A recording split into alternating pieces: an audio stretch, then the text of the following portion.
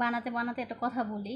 আমার ছেলে আজকে পোস্ট করছে আম্মু অসুস্থ, আম্মুর জন্য সবাই দোয়া করবেন। তো দেখে আসলে আমি অনেক ইমোশনাল হয়ে গেছি যে আমার ছেলে আমার কাছে বলেও নাই, তো কোনো কিছু না বলেই ও পোস্টটা করেছে। যাই হোক, সত্যিই আমি অসুস্থ, সেটা দেখে হয়তো আপনাদের কাছে দোয়া চাওয়ার জন্য পোস্টটা করছে। তো সবার জন্য একটা সতর্ক বার্তা দিব, সেটা হচ্ছে আমার মতো ভুল যেন কেউ না করে। আমি এটা বলতে বাধ্য হচ্ছি এই জন্যই, কারণ সবাই যেন সতর্ক থাকে। আমি আগে বিশ্বাস করতাম না যে আনারস, কাঁচা পেঁপে এগুলো খেলে বেবি নষ্ট হয় আর কি পেটে, কনসেপ্ট করার পরে এগুলো খাওয়া যায় না। তো আমি এগুলো না বিশ্বাস করতাম না। তো আমি আসলে ওই ভুলটা করছি, বুঝতে পারিনি। তো সেই জন্য আর কি আমার এই প্রবলেমটা হয়েছে। তো আল্লাহর রহমতে ঠিক হয়ে যাবো ইনশাল্লাহ, একটু সময় লাগবে। যাই হোক, সবাই দোয়া করবেন আমার জন্য যেন খুব তাড়াতাড়ি আমি সুস্থ হয়ে যাই।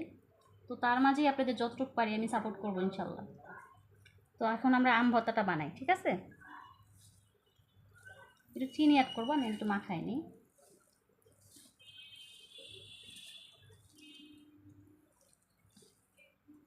আমার লাইটের আলোটা খুবই কম, তো জানি না কেমন দেখা যাচ্ছে।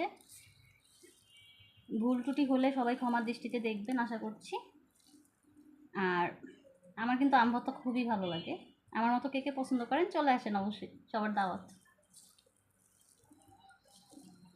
চিনি দাও, চিনি দাও, এখানে দাও চিনিটা।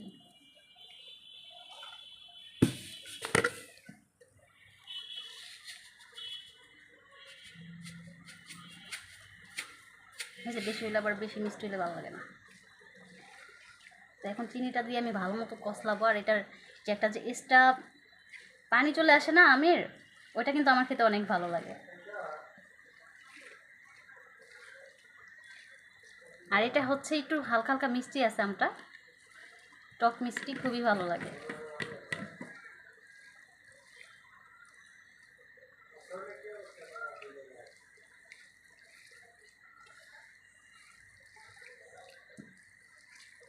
আমটা যত ভালো মতো মাখানো যাবে ততই ভালো লাগবে খেতে। আর লেবু পাতার একটা স্মেল আসতেছে, খুবই ভালো লাগতেছে স্মেলটা। আমার কাছে কিন্তু লেবু পাতা দিয়ে আম মাখানো অনেক ভালো লাগে। আর এখানে যদি হতো সরিষা তাহলে তো আর কথাই ছিল না। যাই হোক, যেটা ছিল সেটা দিয়েই বানাচ্ছি। এটাও একটু অন্যরকম লাগবে, সরিষা ছাড়া আর কি। এবার দেখি কেমন হয়েছে, একটু খেয়ে দেখি, ঠিক আছে? কি বলবো, এত মজা হয়েছে। চলে আসেন সবাই, দেরি করবেন না।